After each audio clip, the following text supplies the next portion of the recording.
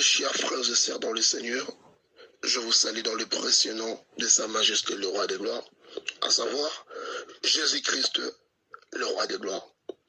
Shalom peuple de Dieu, où que vous vous retrouvez en ce moment, nous nous rapprochons encore ce matin, afin de nous rapprocher dans l'intimité de Dieu, à la recherche de sa puissance, au nom de Jésus-Christ, que nous avons ainsi prié.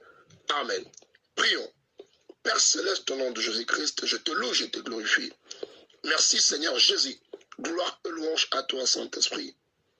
Les communicateurs indispensables de la grâce. Ils seront tous enseignés de Dieu. Grande sera leur prospérité. Père, nous voici ce matin. Sanctifie-nous, purifie-nous, pardonne nos péchés. Au nom de Jésus-Christ, remplis-nous de la puissance d'en haut, de ton Esprit Saint, dans le nom de Jésus, que nous avons ainsi prié. Amen. Oui, peuple de Dieu, je suis vraiment dans une grande joie d'être là encore ce matin. Je bénis encore la participation des hommes de Dieu qui sont là pour nous aider, qui sont là à nous donner la nourriture céleste, à nous nourrir avec le repas céleste. Que le Seigneur vous bénisse encore et que la grâce de Dieu abonde dans nos vies. Oui, très chers frères et sœurs dans le Seigneur, ce matin, nous allons aborder par un thème qui est lié à une référence dans Jean chapitre 8, le verset 32. La Bible dit, vous connaîtrez la vérité et la vérité vous affranchira. Notre thème de ce matin est intitulé Jésus-Christ est la vérité qui sauve. Jésus-Christ est la vérité qui sauve. Bien-aimés dans le Seigneur, avant que je puisse aller plus loin, j'aimerais d'abord rentrer dans le commencement de l'histoire, où la chute de l'homme a commencé. Je suis dans le livre de Genèse chapitre 3, le verset 1. La Bible dit, le serpent était le plus rusé de tous les animaux de champ que Dieu avait fait. Il dit à la femme, Dieu a-t-il réellement dit, vous ne mangerez pas de tous les arbres du jardin? Écoutez bien, bien aimés, lorsque nous lisons bien les Écritures, on voit que les serpents, les diables, il dit à la femme, Dieu a-t-il réellement dit? On voit les diables se déguiser en serpent pour chercher la chute de l'homme. Mais remarquez bien, les diables ne disent pas que Dieu a véritablement dit, mais les diables leur parlent de la réalité. Pourquoi? Parce que dans le diable, il n'y a pas la vérité. Dans les diables, on ne connaît aucune vérité. Et il n'y aura aucune vérité en lui. La vérité se trouve en Jésus-Christ. Bien-aimé dans le Seigneur, le diable est capable de te faire voir la réalité de ce que tu es en train de vivre. Oui, bien-aimé, il y a des moments où lorsque tu regardes ta vie, où tu regardes ta famille, où tu penses à ce qui se passe dans ta vie, mais tu te poses des questions, mais toutes ces réalités, c'est dit à quoi? Mais ce matin, je suis venu te dire, tout ce que tu es en train de vivre, que tu te poses des questions, sache que ce sont des réalités. Mais même si le diable insiste dans ces réalités, n'oublie jamais, entre la réalité et la vérité a existé avant que la réalité vienne. Et cette vérité, c'est Jésus-Christ. Or, le diable est en train de dire à Ève que Dieu a-t-il réellement dit, alors que, avant que Ève ne soit tirée du côte de l'homme, dans Genèse chapitre 2, le verset 17, on voit très bien que la Bible dit que Dieu a commencé à parler à l'homme avant que la femme soit. C'est-à-dire, il y a eu déjà l'instruction que Dieu avait donnée à l'homme. Je dis à quelqu'un, très souvent on échoue, c'est parce qu'on oublie qu'est-ce que Dieu m'avait dit. Très souvent les enfants de Dieu échouent parce qu'ils oublient l'ainsi dit l'Éternel. Dieu a commencé à parler à l'homme. La femme n'était pas là. C'était Alors, lorsque Ève est venue dire des propos du serpent, l'homme devait enseigner à la femme ce que Dieu lui avait dit quand la femme n'était pas là. Je parle à quelqu'un. Si Adam avait échoué, il était, parce que si plutôt Ève avait poussé à Adam de manger le fruit qui a été défendu, c'est parce que l'homme avait oublié l'ainsi dit l'Éternel. Bien-aimé dans le Seigneur, c'est la parole qui te sauvera. Lorsque tu oublies la parole de Dieu, tu échoueras carrément. Pourquoi? Parce que l'Éternel avait déjà parlé à Adam. Il avait déjà enseigné à l'homme pour enseigner à la femme. Que représente Adam et que représente Ève? Ève représente l'épouse. Ève représente l'Église. Le premier Adam qui est le premier Adam avait échoué à enseigner son épouse. Le premier homme, Adam, avait échoué à enseigner l'Église. Mais le second Adam, il ne pouvait pas échouer à enseigner l'Église. Il s'appelle Jésus-Christ de Nazareth. Jésus ne peut jamais échouer. Jésus n'a pas échoué. Lui qui est le second Adam.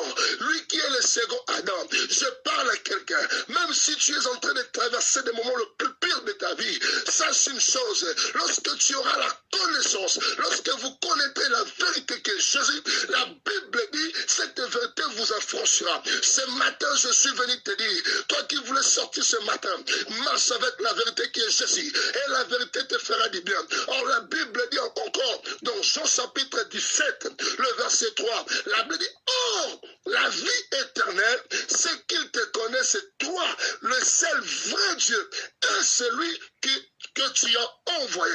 Je dis à quelqu'un, Dieu nous a envoyé son unique Fils pour nous montrer la voie à suivre. Dieu nous a envoyé l'unique Fils Jésus pour sauver nos vies. Je dis à quelqu'un, le diable te montrera toujours tes incapacités. Le diable te montrera la réalité de ta vie. Le diable te montrera la réalité de tes échecs. Mais je ne suis pas là pour te parler seulement de réalité. Mais je suis là pour te révéler la vérité qui va te faire sortir de toutes ces réalités. Lorsque vous connaîtrez Jésus, lorsque vous rencontrez Jésus, lorsque vous mettez en pratique ce que Jésus nous demande, toutes choses changeront dans ta vie. Parce que Jésus est la lumière qui éclaire nos vies. Jésus est la lumière qui éclaire le monde. Voilà pourquoi dans le désert, il y a un homme qui criait, voici l'agneau de Dieu qui ôte le péché du monde. Voici l'agneau. C'est-à-dire que dans l'ancien temps, il y avait ce qu'on appelait, on amenait des animaux afin d'offrir au sacrifice pour le pardon du péché. Mais laissez-moi vous dire, les animaux n'étaient là pour couvrir et non pour ôter. C'est lui qui a ôté le péché. Il s'appelle Jésus-Christ de Nazareth.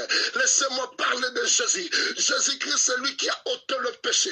Jésus-Christ est la vérité qui sauve ma vie, qui sauvera ta vie. Jésus-Christ est celui dont la Bible dit que tout péché nous seront pardonnés en son nom. Oh Jésus, laissez-moi parler de Jésus ce matin. Toi qui étais malade, je te présente Jésus-Christ de Nazareth. Toi qui avais des soucis, toi qui avais des problèmes, je te présente le Yoshua Mashiach. Toi que la famille avait abandonné, toi que le mari avait abandonné, toi que la femme t'avait fui, toi que le travail était bousillé, toi que les choses ne marchaient plus. Tu connaîtras cette vérité. Et cette vérité, c'est Jésus. Cette vérité qui est Jésus va te ramener là où tu as été perdu. Je dis à quelqu'un, peu importe le problème qui t'est arrivé, peu importe les soucis que tu traverses, peu importe la dimension par laquelle le diable a conduit ta vie, aujourd'hui, la vérité est venue te raconter sur le chemin. La vérité est venue te rencontrer. Oh, je dis à quelqu'un, je dis à une maman, je dis à un papa, que peu importe les difficultés de ta vie, tu as un Dieu, tu as un Dieu capable. Là où même dans la vie spirituelle, tu te sens incapable, je te présente Jésus-Christ. Il avait dit, je ne vous laisserai pas seul, je ne vous abandonnerai pas, je vous enverrai. C'est que le Père avait promis. Le Père avait promis de ne pas nous abandonner. Et aujourd'hui, il est avec nous. Aujourd'hui, il est avec nous sous la forme de l'Esprit. Le Saint-Esprit est là. Le Saint-Esprit a reçu mandat de nous révéler celui qui est la vérité. Et cette vérité, c'est Jésus. Lorsque tu t'attaches au Saint-Esprit, tu ne peux jamais échouer. Peu importe le combat, peu importe les difficultés, le le Saint-Esprit nous conduira à la gloire.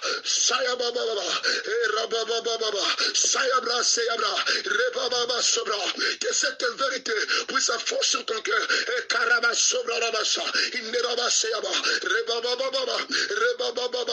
Laissez reposer celui qui est fatigué. Entre maintenant dans le repos de Dieu. On commence à t'introduire dans le repos de Dieu. Commence à entrer dans cette vérité. Oublie tes réalités. Oublie tes soucis. Introduis-toi dans la vérité. Au nom de Jésus, que le Seigneur vous bénisse. Shalom. Ne crains rien, je t'aime. Je suis avec toi. Promesse suprême qui soutient ma foi.